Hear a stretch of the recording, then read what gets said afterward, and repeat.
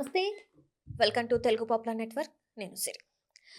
రామ్ మందిరం ప్రభావం దేశ రాజకీయాల మీద ఎలా ఉంది? ముఖ్యంగా ఆదిత్య యోగినాథ్ గారి పైన ఎలా ఉంది అనేది మనం వివరించడానికి మనతో పాటు ఉన్నారు ప్రముఖ geopolitical experts Pavan Sri Harsha garu. నమస్కారం సార్. నమస్తే అండి. సార్, మనం చాలా రోజుల నుంచి ఈ అంశం మాట్లాడుతూనే ఉన్నాం.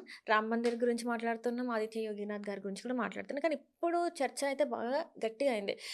రామ్ మందిర్ ఇష్యూ రాజకీయాలు అంటే దేశ రాజకీయాల మీద ప్రభావం పడింది. దాంతో పాటు ఏంటంటే ఇప్పుడు ఆదిత్య యోగినాథ్ గారిని రీప్లేస్ చేస్తున్నారు ఈ అంశంతోని అని చెప్పేసి కూడా ఒక వార్త బాగా చర్చలోకి వచ్చింది. సో దీని మీద మీ అభిప్రాయం ఏంటి? సో, ఆల్రెడీ మనం దీని గురించి క్లుప్తంగా చర్చించుకున్నాం. కానీ అప్పుడు చర్చించుకున్నప్పుడు ఒక పేరు బయటికి రాలేదు. ఈసారి పేరే పేరు బయటకు బయటకొచ్చింది. వచ్చింది. కేశవ్ ప్రసాద్ మౌర్య. ఉమ్, సీ దీనంత హాస్యాస్పదం ఇంకొకటి లేదండి. ఉమ్, కేశవ్ ప్రసాద్ మౌర్య 22లో తన సీటు తనే గెలుచుకోలేకపోయిన వ్యక్తి యోగి ఆదిత్యనాథ్ గారు రిప్లేస్ చేస్తారని నడుపుతున్నారు అంటే ఇంకా అంతకంటే ఇంకా హాస్యాస్పదం ఏముంటుందండి. ఉమ్, అండ్ ఇది నడుపుతున్నది మళ్ళీ విపక్షంలో ఉన్నవాళ్ళు. వాళ్ళు ఎంత డెస్పరేట్ ఉన్నారు అంటే వాళ్ళకి అంటే డెస్పరేషన్ చూడండి. వాళ్ళెవరు సమర్థవంతులు వాళ్ళకి కనిపించటం లేదు యోగి గారిని ఓడించడానికి. అందుకనే యోగి గారి క్యాబినెట్ లో ఉన్న ఒకళ్ళనే వీళ్ళు క్రియేట్ చేసి వీళ్ళు బయట పెట్టారు. ఉమ్, ఉమ్, సో అంటే వీళ్ళకి యోగి గారి మీద ఎంత కాన్ఫిడెన్స్ ఉందో, యోగి గారి మీద వ్యతిరేకత లేదనడానికి ఇది ఒకటే నిదర్శనం కదా. ఉమ్, నేను మళ్ళీ చెప్తున్నా, రామ్ మందిర్లో జరిగింది నేను సమర్థించడం లేదు, అది జరిగింది తప్పే. కానీ దాని ప్రభావం యోగి ఆదిత్యనాథ్ గారి మీద కానీ ప్రభుత్వం మీద కానీ ఎటువంటి విధంగానూ పడదు.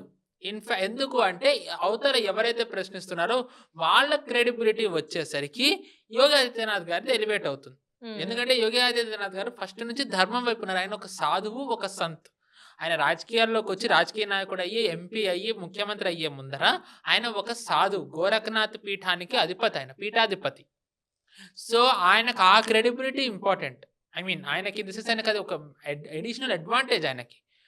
సో ఆయనకు సో ఇప్పుడు న్యాయం ఎవరు చేయగలరు రామ్ మందిర్ దాంట్లో అంటే ఆయనే అందరూ నమ్ముతున్నారు. సో వీళ్ళు అనుకున్న విధంగా ఇది నెగిటివిటీ రాకపోవడంతో వీళ్ళు ఇప్పుడు యోగి ఆదిత్యనాథ్ గారు తప్పిస్తారని వచ్చింది. అది కూడా రాకపోవడంతో నా పేరు వచ్చింది. ఏంటంటేనండి, ఎన్నికల ముందర ఇదంతా సర్వసాధారణం. యూపీలో 22లో మనం చూసుకున్నట్లయితే మోదీ గారికి యోగి గారికి పడట్లేదు అని బాగా నడిపారు. మోదీ గారిది యోగి గారిది ఏంటంటే మోదీ గారు ఇలా యోగి గారి మీద భుజం మీద చెయ్యేసి నడిచిన పిక్ ఒకటి చాలా వైరల్ అయింది అప్పట్లో. అది చాలా వైరల్ అయింది. దాంతో ఏమైంది, వాళ్ళిద్దరికి గొడవ లేదని రుజువైంది. తర్వాత యోగి గారికి అమిత్ షా గారికి పడలేదని వీళ్ళు ఒక నరేటివ్ నడిపారు.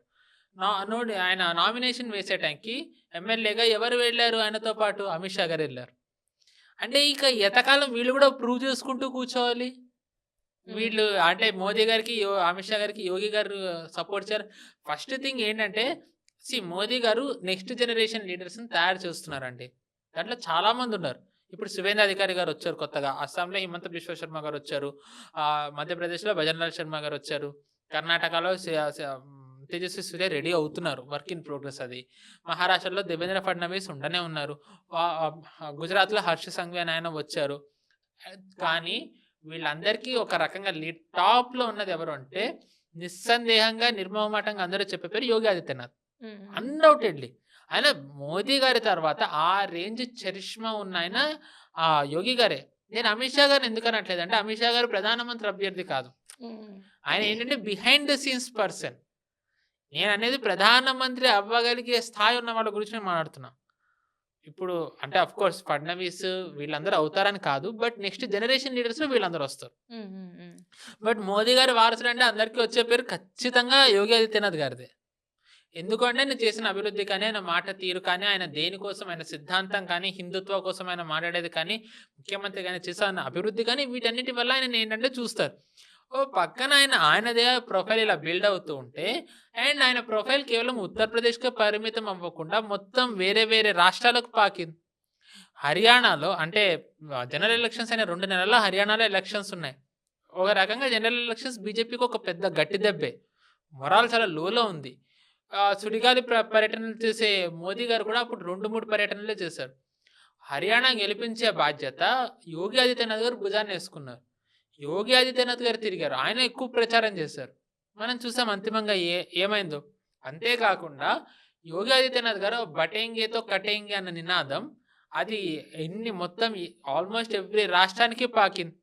అది ఎంత వెళ్ళిందంటే ఒక ముఖ్యమంత్రి అన్నది ఈరోజు ప్రధానమంత్రి అనేంత వరకు వెళ్ళింది. అంటే మోదీ గారు యోగి గారిని ఎండోర్స్ చేసినట్టే కదండీ! మోదీ గారు యోగి గారిని ఎండోర్స్ చేసినట్టే కదా! అండ్ నెక్స్ట్ ఖచ్చితంగా యోగి గారిని ముఖ్యమంత్రిగా కూర్చోపెట్టే ముందర మోదీ గారు, అమిత్ షా గారు చర్చించుకునే ఉండుంటారుగా. వాళ్ళకి తెలుసుగా యోగి ఆదిత్యనాథ్ గారు ఏంటో. ఆయన ఐ థింక్ ముఖ్యమంత్రి అయ్యే ముందర 19 ఏళ్ళు ఆయన ఎంపీగా ఉన్నారు. హ్మ్. 19 ఏళ్ళు. అంటే ఆయనకి ఒక పబ్లిక్ రిప్రజెంటేటివ్ ఎలా ఉండాలి అనేది ఆయనకి బాగా తెలుసు. సో, ఇంకా అలాంటి ఆయనని అప్పటికే అంత అనుభవం ఉంది. ముఖ్యమంత్రిగా ఆయన అనుభవం ఇప్పుడు ఇంకెంత వెళ్ళింది. అండ్ ఇన్‌ఫాక్ట్ ఆయన 5 ఏళ్ళు ముఖ్యమంత్రిగా ఉండి 22లో ఎన్నికలు వచ్చేసరికి ఎక్కడ హిందుత్వ అనేది ఎజెండాలో లేదు. అసలు ఎలక్షన్‌లో, మేనిఫెస్టోలో. మహిళలకు ఎంత భద్రత ఉంది? లా అండ్ ఆర్డర్ ఎలా ఉంది? అభివృద్ధి ఎంత జరిగింది? ఉద్యోగాల కల్పన ఎంతుంది? వలస వెళ్ళిపోయిన ఉత్తరప్రదేశ్ వాళ్ళు ఎంతమందొచ్చారు? గ్యాంగ్‌స్టర్స్‌ని ఎలా మట్టి కరిపించారు? ఇవన్నీ ఎజెండా అయిపోయాయి. 5 ఏళ్లలోనే ఈయన ఇన్ని చేయగలిగితే ఇప్పుడు 10 ఏళ్లయింది. అది ఇంకెంత వెళ్ళుండాలి? ఇంకా 5 ఏళ్లలో చేస్తేనే ఆయనకి అన్ని సీట్లొచ్చాయి. 10 ఏళ్ళకి చేస్తే అవి ఇంకెంత వెళ్తుంది? హ్మ్. సో, అది ఇవన్నీ కనబడకుండా ఉండాలి అని వీళ్ళు రామ్ మందిర్‌ది తెచ్చారు. బట్ రామ్ మందిర్‌ది 100% బూమరాంగే అవుతుంది. అది నిస్సందేహంగా చెప్తున్నా. బట్ కొంతమంది ఏమంటారంటే మళ్ళీ మరి మెజారిటీ తగ్గింది కదా! 17-22కి 312 వస్తే 255 వచ్చింది. మరి ఈసారి ఇంకా తగ్గొచ్చు కదా! అని అంటారు. మోదీ గారు 2002లో మొదటిసారి ఆయన ఎలక్షన్‌లో నిలబడి ఎన్నికలకెళ్ళినప్పుడు 122 సీట్లొచ్చాయి. హ్మ్. హ్మ్. 7కొచ్చేసరికి అది 117కెళ్ళింది. 12కొచ్చేసరికి 112కో ఎంతకో వచ్చింది. హ్మ్. హ్మ్. అంటే తగ్గుతూనే వచ్చింది గుజరాత్‌లో.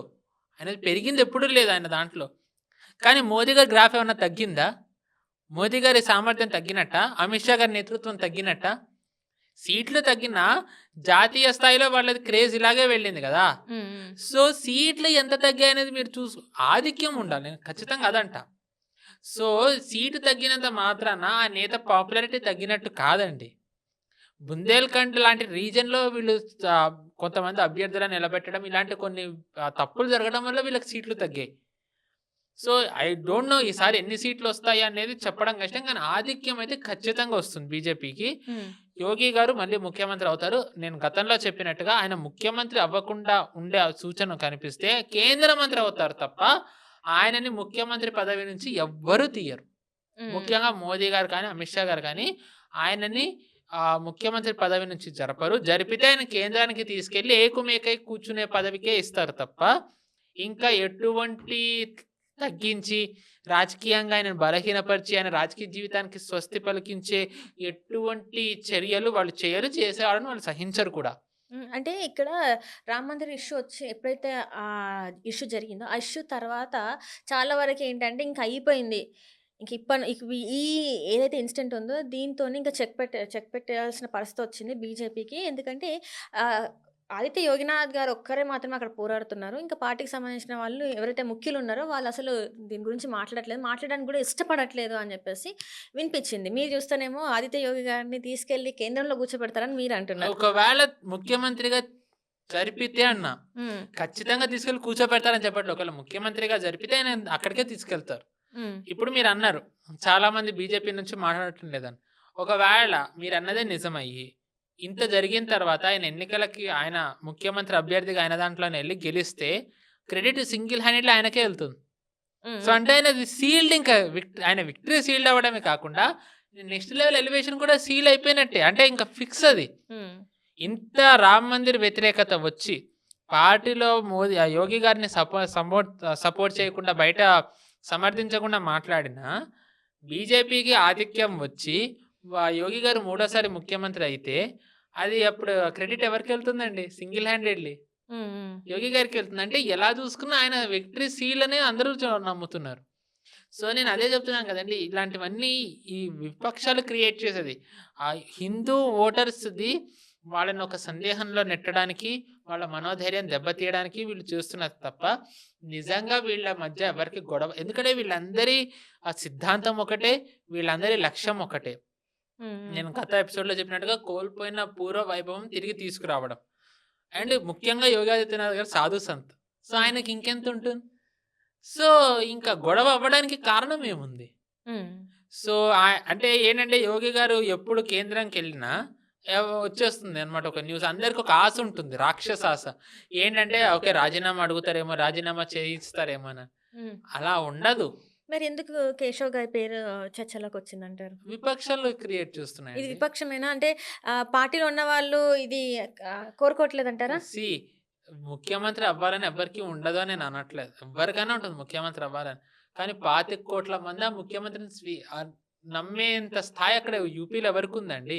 హ్మ్.